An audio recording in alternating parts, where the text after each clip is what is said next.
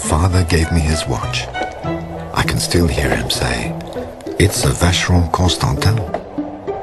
You know, they've been existing for quite a long time. Watchmakers for 250 years. 250 years of uninterrupted history.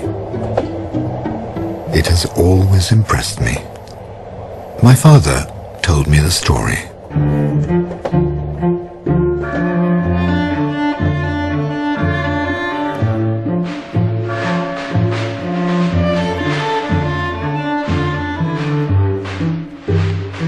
It all started in Geneva, near the Rhone River.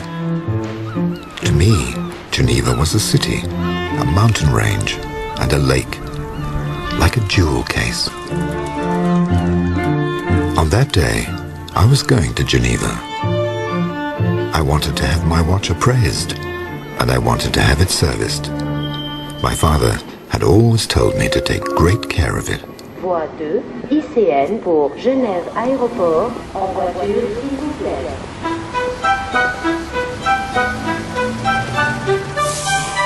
As I was walking across the old Saint-Gervais area, I thought of the watchmakers that had settled there in the 18th century. They were called the cabinotiers.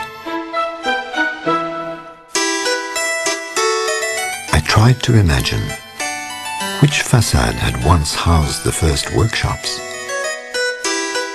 In 1755, Jean-Marc Vacheron, a man of culture as well as a master watchmaker, hired his first apprentice.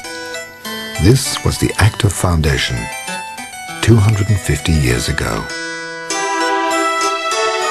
In my memory, I see this watch, the first one Vacheron ever signed.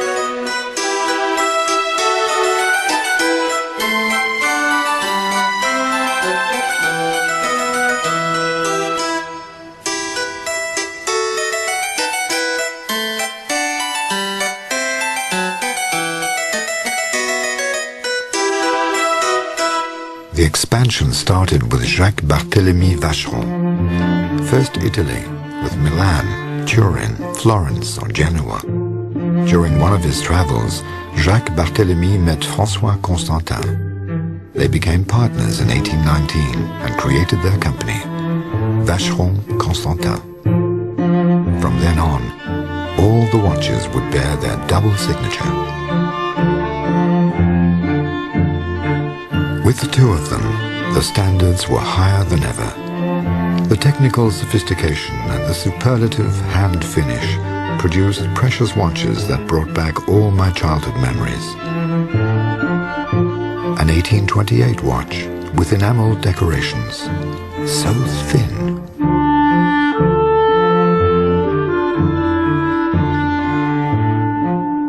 An 1839 watch engraved with a Moorish star.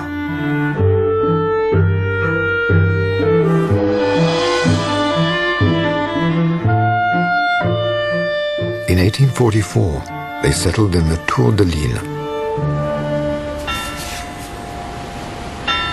This is a relic of Geneva's former episcopal castle, which dates back to the 13th century.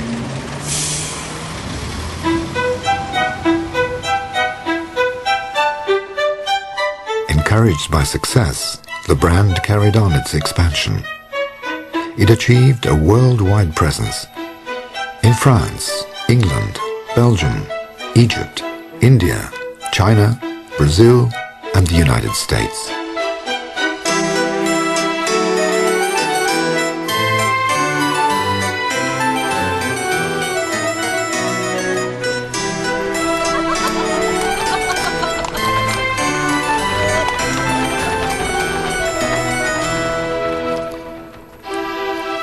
Still in Geneva, in 1875, a new change of address for the brand, which chose the Quai des Moulins, next to the Tour de Lille, just across the street.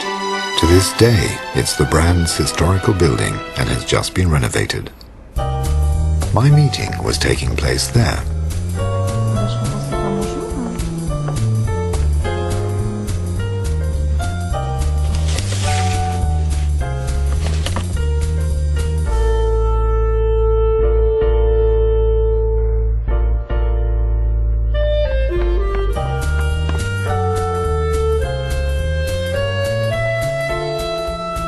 My watch had been crafted in 1953. Its very typical square shape ensured its enduring success.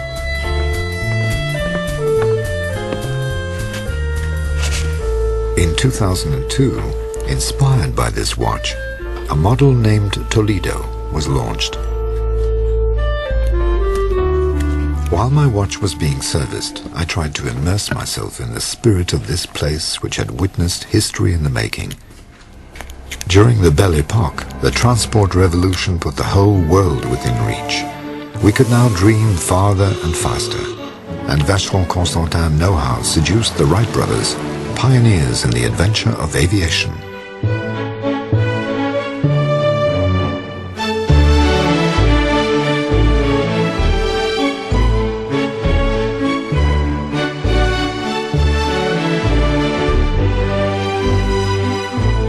How many celebrities then crossed the threshold of the famous watchmaker? Bhupinder Singh, Maharaja of Patiala, Henry James, Monet, Peter I of Serbia, King Fuad I and King Farouk of Egypt were all part of the client list Vacheron Constantin was envied for.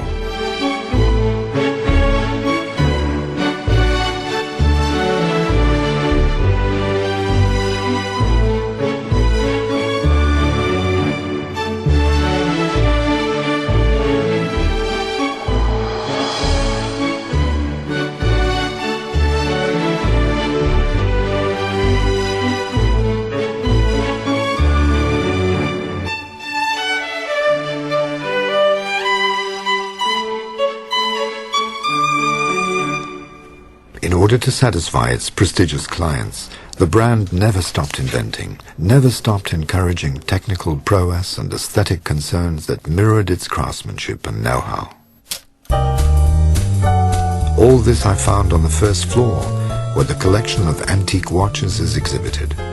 I relished slowly moving from one watch to the next.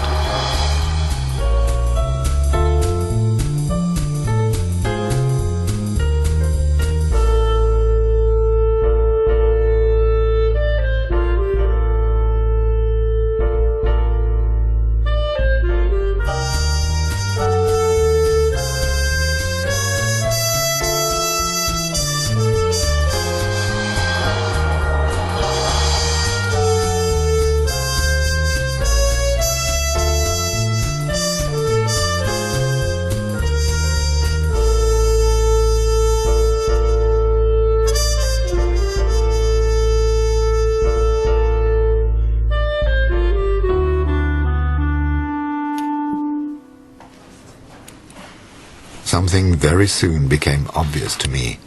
Vacheron Constantin remains faithful to its motto: do better if possible, and that is always possible.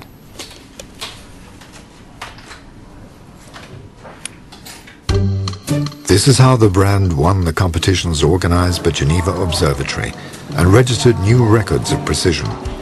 Its prestige was immense when it invented a portable chronograph which, among other things, measured the performance of the competitors who took part in several automobile Grand Prix in Bern. The appraisal was going to take more time. I had the chance to go to Plan-les-Ouates to visit Vacheron Constantin's new manufacture. It was brand new and built in the shape of a Maltese cross cut in half, an architectural allusion to the emblem chosen in 1880.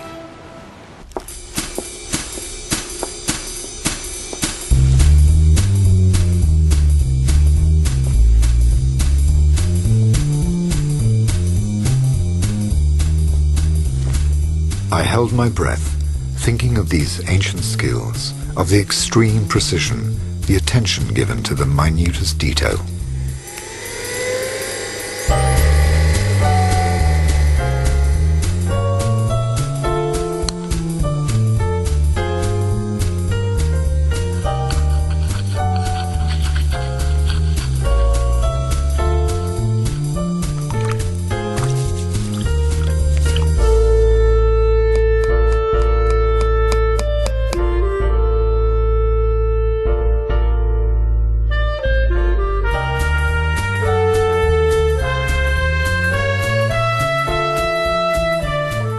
approach hadn't changed in 250 years.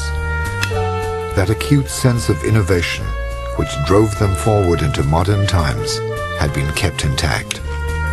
I was delighted to recognize the same spirit in the watches that had recently been created. The same inspiration, the same will were still there.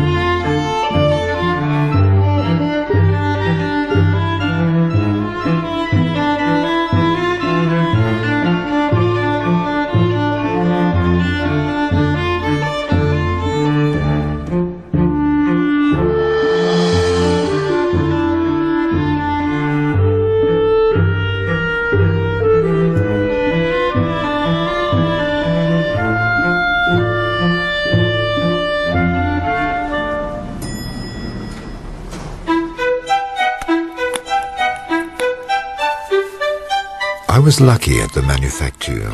I saw the finishing stages in the making of the Toledo. I have never believed in coincidence.